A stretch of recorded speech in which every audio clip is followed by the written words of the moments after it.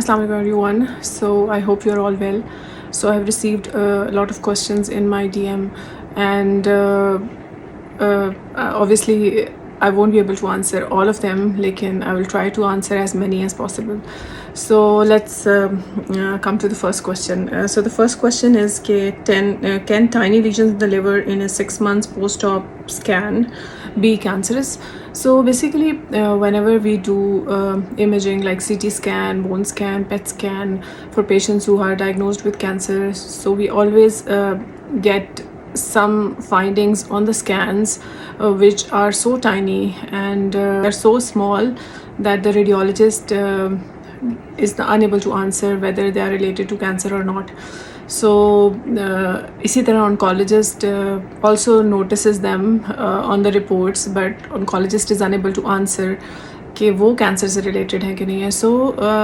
So basically whenever you do a scan you see certain things which are indeterminate or which are difficult to be characterized. So generally what we do is we note those findings but we don't change our management based on those tiny findings. So for example अगर किसी को हमने colorectal cancer का patient है, किसी की emergency surgery हुई है and initial scan नहीं हुआ and then we did a post-op scan. Post-op scan में अगर tiny liver lesions आए हैं, so obviously we will do a follow-up scan for those liver lesions, but we won't characterize them as related to disease. So the only way to determine something जो कि imaging पे आती है कि वो cancer से related है कि नहीं है, that is a biopsy. और obviously कुछ lesions कुछ findings इतनी small होती हैं कि उनकी बायोप्सी और ऐसी डिफ़िकल्ट प्लेस पे होती हैं कि उनकी बायोप्सी नहीं हो सकती. So generally for those findings what we do is we just follow them, we do a scan may be in 3 months time. और एक और इम्पॉर्टेंट चीज़ ये होती है कि we have to correlate everything. So अगर किसी के टाइनी लिवर लीजन्स हैं और उसका CEA भी रेज्ड है तो probably that will also indicate कि कहीं कोई ना कोई abnormality बॉडी में मौजूद है, because the primary tumor has been taken care by the surgery. So where is that CEA coming from? So it is not about just noting the finding, it's about correlating the total clinical picture. So if the patient has symptoms, if the patient is unwell, and if the CEA is raised, then probably we should be looking for disease more actively. However, if everything is well, CEA is also good, and then we see these tiny lesions on liver, so probably we will prefer to follow them, because sometimes you just keep on doing the imaging, lekin aapko, because whatever the radiologist is reporting is so tiny that he's unable to answer all the time कि ये क्या चीज़ है.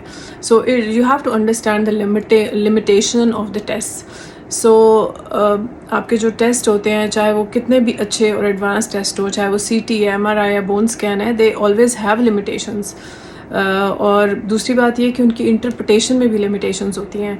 So everything is not 100%. So we have to look into the clinical picture and we have to let time decide कि कौन सी चीज़ cancer से related है और कौन सी चीज़ नहीं है. So it is always not possible to decide.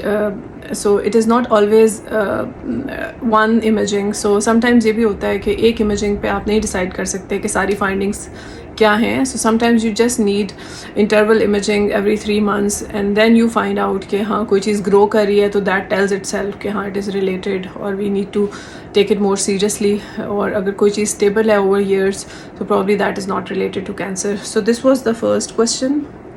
So let's come to the second question. So please discuss options to stay normal while on hormone blockers for ER/PR positive breast cancer. So we have discussed this so many times कि hormonal treatment is a treatment जो कि हम ER/PR positive breast cancer patients को देते हैं, and it is given for a long time. So it can affect the quality of life in terms of but the symptoms can vary from patient to patient. So generally जो main symptoms होते हैं वो hot flashes होते हैं, hormonal changes होती हैं, weight gain होता है, mood changes होती हैं, इसके अलावा depression होता है. So best or the most effective method to avoid all these side effects is to do exercise and to maintain your healthy weight. If you're overweight and if you have no physical activity during the day, you are likely to experience all these symptoms. And if you are more active and you are making an effort to maintain a healthy weight, in that case you would be feeling better compared to those patients जिनका weight बहुत ज़्यादा है. So it is proven by science कि अगर आप physically active रहेंगे तो आप अपने डिप्रेशन, हॉट फ्लैशेस, आप अपने मूड चेंजेस सबको बहुत अच्छे तरीके से मैनेज कर सकेंगे. और अगर आप एक्टिव नहीं रहेंगे ऑब्वियसली तो आपको ये सारे सिम्टम्स बहुत ज़्यादा एडवर्सली इफ़ेक्ट कर सकते हैं. So there are medicines to help certain side effects, लेकिन ऑब्वियसली आई ऑलवेज़ प्रेफर कि हम मेडिसिन्स कम से कम दें और हम हेल्दी तरीक़ों से इन सिम्टम्स को काउंटर करें, because these effects they're gonna last for a long time. So we need a healthy way to manage all these effects as well. So key is to do exercise to maintain a healthy weight. If you are working on these two things, I'm sure कि आपके जो effects हैं on your body related to your hormonal treatment, they will be much lesser compared to other patients. Postmenopausal patients के अंदर bone strength is very important to be maintained. In that case, we always recommend calcium, vitamin D, and certain injections to maintain your bone density. So hormonal treatment is essential, is important, and about taking this treatment positively. It's about accepting this treatment. It's about having a positive approach. Only then I think you should be able to manage and take this treatment for a long time. So the next question is, should we get CA markers test done as a regular blood test on yearly basis or 6 months, and which ones? Well, I don't know what is the context. Is it about a specific cancer patient or is it about general screening test? So there are only few tests जो कि हम routine में recommend कर सकते हैं. जिस तरह PSA का test for patients who are above 50 years of age, they can do as a screening for prostate cancer. इसके अलावा जो patients हैं for जिनको liver related disease है, उनके स्क्रीनिंग के लिए अल्फ़ा फीटोप्रोटीन किया जा सकता है. But apart from these two test there are no screening test जो कि हम नॉर्मल इंडिविजुअल्स में कर सकते हैं, या ब्लड टेस्ट हम कोई ऐसा रिकमेंड नहीं करते जो कि स्क्रीनिंग पर्पसेस के लिए हो. हाँ, जो कैंसर सर्वाइवर्स हैं जिनका कैंसर का ट्रीटमेंट हो चुका है, उनमें फॉर एग्जांपल अगर कोई कोलन कैंसर का पेशेंट है तो उनमें CEA का टेस्ट शुरू में रिकमेंडेड होता है कि एवरी 3 months करें, उसके बाद एवरी 6 months करें. सो इसी तरह ओवेरियन कैंसर में हम CA 1 to 5 करते हैं, पेनक्रियाटिक कैंसर में CA 19-9 करते हैं, और जैसे कि प्रोस्टेट कैंसर है उसमें PSA का टेस्ट होता है, अल्फ़ा फीटोप्रोटीन का टेस्ट होता है, जर्म सेल ट्यूमर्स में अल्फ़ा फीटोप्रोटीन, बीटा HCG, इस तरह के टेस्ट होते हैं. So they are test specific to every cancer for survivors.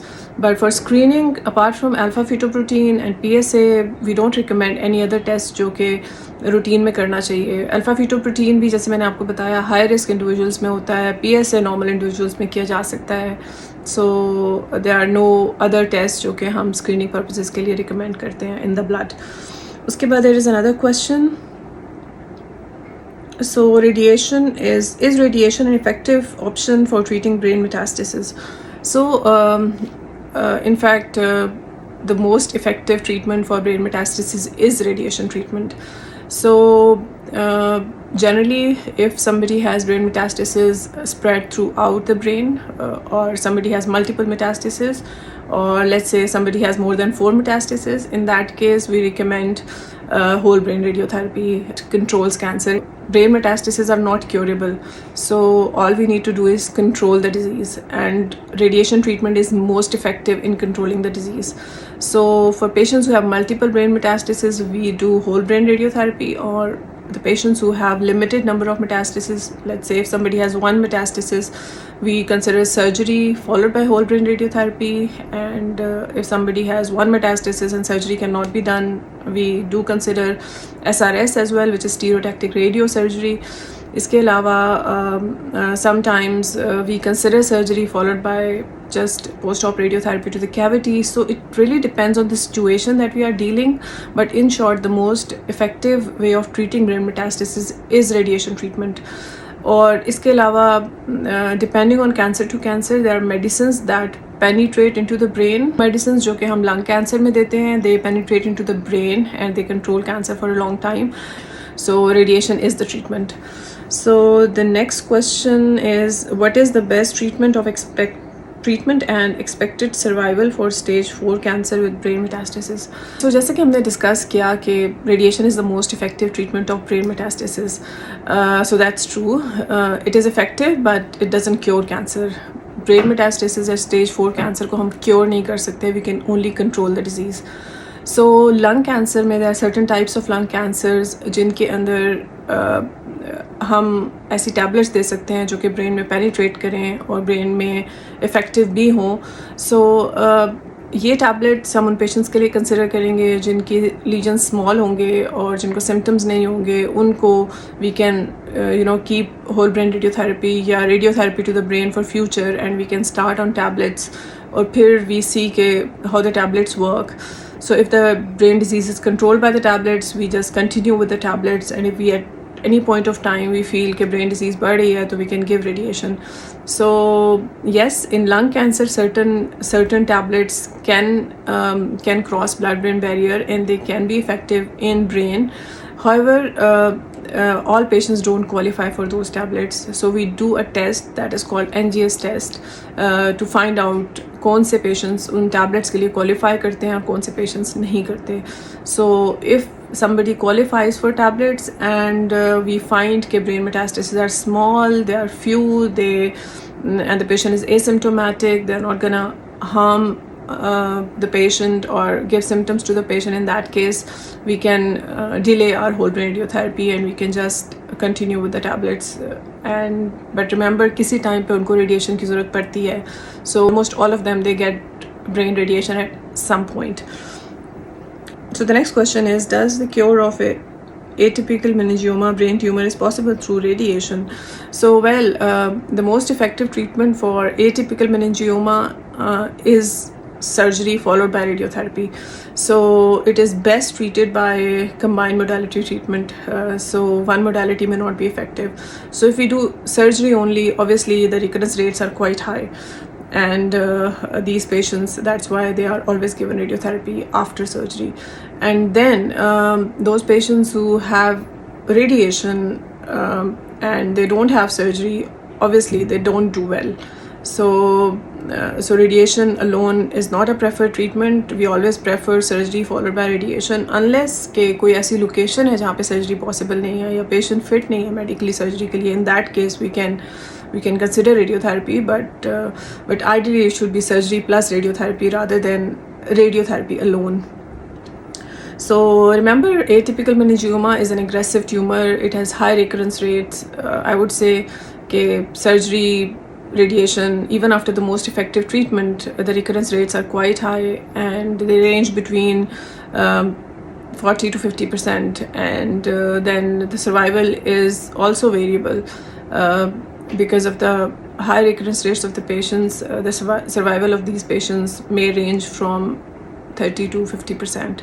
Next question is, does the cure of atypical meningioma brain tumor is possible through radiation? So I've already answered it. So if we want the best results, we need to go for surgery followed by radiotherapy. So hair falling after treatment, how can I stop hair falling after treatment? So I don't know कि ये किस treatment की बात हो रही है. So इसमें कोई details नहीं लिखी हुई. But if we are talking about chemotherapy related alopecia, तो obviously ये reversible होता है. Once we finish our treatment, hair grow back generally 4 to 6 weeks after treatment. और अगर आप general hair loss की बात कर रहे हैं after treatment, तो obviously जब आपकी health बेहतर होती है after treatment, जैसे जैसे आपकी सेहत बेहतर होती है and you recover from your effects of the treatment, obviously आपकी जो हेयर फॉल है, आपकी स्किन पिगमेंटेशन है, आपकी नेल चेंजेस हैं, आपकी जो है वो फिज़िकल स्ट्रेंथ है, ये सारी चीज़ें बेहतर हो जाती हैं. To give yourself time so that these things recover. Obviously they don't recover in a day or two. It needs time, so you need to give at least a few months to yourself so that you can improve everything. Baki, obviously after treatment, the key points are you need to have a healthy balanced diet. You have to stop unhealthy habits, unhealthy food. You have to be more physically active. You can include certain multivitamins and calcium, vitamin D in your diet. So there is no magic ke fauran se theek ho jaye. So recovery takes time. So there are few more questions as well, but I think we will be discussing those questions maybe later at some point. इसके अलावा कोई questions हो तो we will do a question answer session at some point again. So thank you very much.